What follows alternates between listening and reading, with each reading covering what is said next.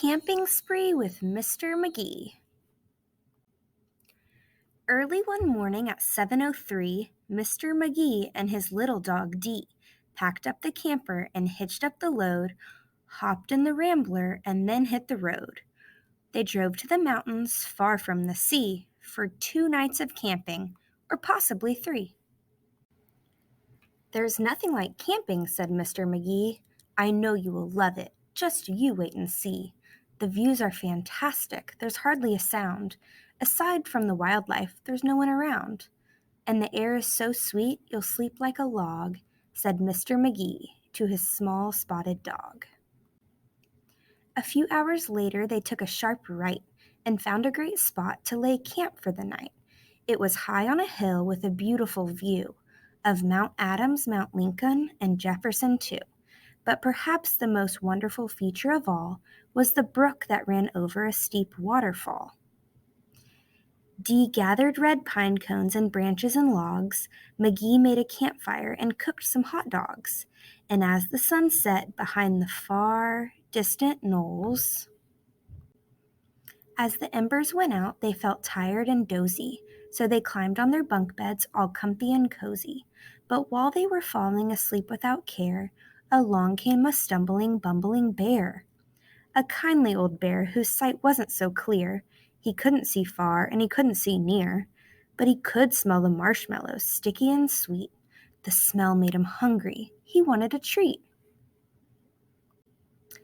He sniffed out the place where the marshmallows lay, but the car and the camper were in the bear's way. Yet that didn't stop the sneaky old snitch. He simply tried squeezing right under the hitch, and as he was shimmying into the gap, he pushed up the hitch, which let go with a snap. Now that the camper and car were untied, they started to roll down the rocky hillside. The car bounced away on the old logging road, while the camper was heading to where the stream flowed. It flew down the hill in a wild, bumpy ride, with Dee and Magee sleeping soundly inside. They were snoring and snoozing, enjoying a dream, when splash went the camper right into the stream. The splash shook the camper. They bumped out of bed.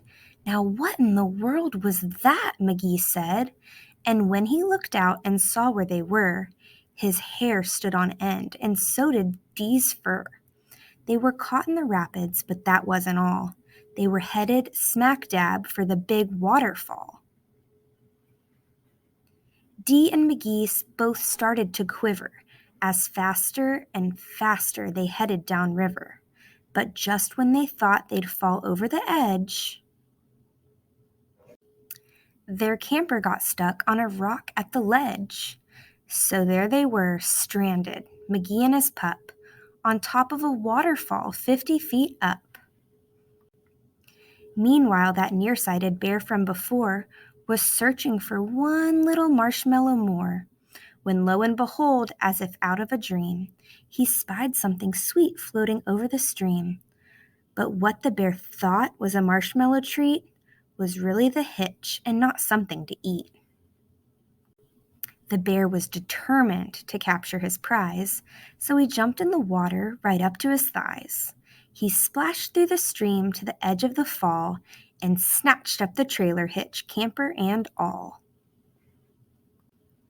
Dee felt a tug. Magee heard a knock as the bear pulled the camper right off of the rock.